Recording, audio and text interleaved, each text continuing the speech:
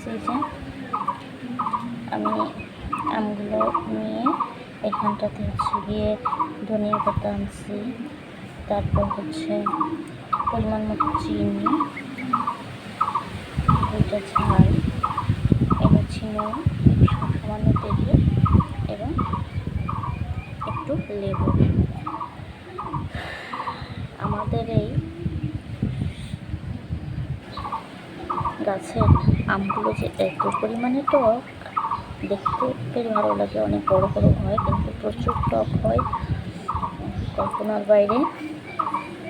তাই একটু চিনির পরিমাণটা বেশি নিয়েছি।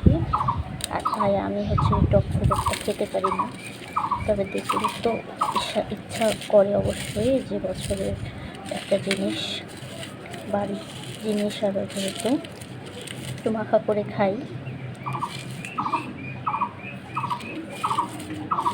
তো কী করবো, এখন মাখাচ্ছি, দেখলে আসলে জিভে পানি চলে আসবে, যারা আর কি এই যে এরকম ভর্তা লাভার, তাই আম ভর্তা খেতে দেখতে আসতে চান অবশ্যই চলে আসতে পারেন।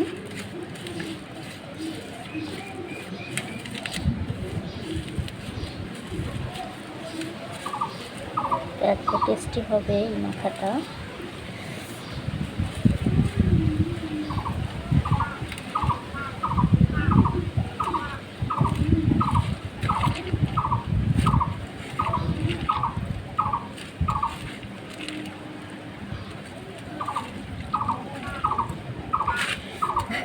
আমি অত টক খেতে পারি না, তবুও আসলে জিভে পানি চলে আসতেছে।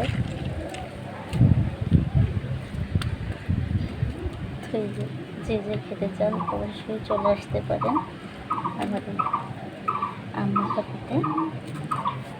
তো এই যে আমার আম মাখার রেসিপি তৈরি হয়ে গেছে। চেক করে দেখি, মাশাআল্লাহ এত মজা হয়েছে, মানে এটা তো আপনারা দেখলেই বুঝতে পারতেছেন যে এটা কতটা মজা হয়েছে। দুর্ভাগ্যবশত আমার পাশে কেউ খাওয়ার নাই, আমি একা বসে খাবো আর দেখবো কাউকে খাওয়ার জন্য পাই কিনা। তো আপনারা চাইলে চলে আসতে পারেন। তো ভালো থাকুন, সুস্থ থাকুন, আল্লাহ হাফেজ।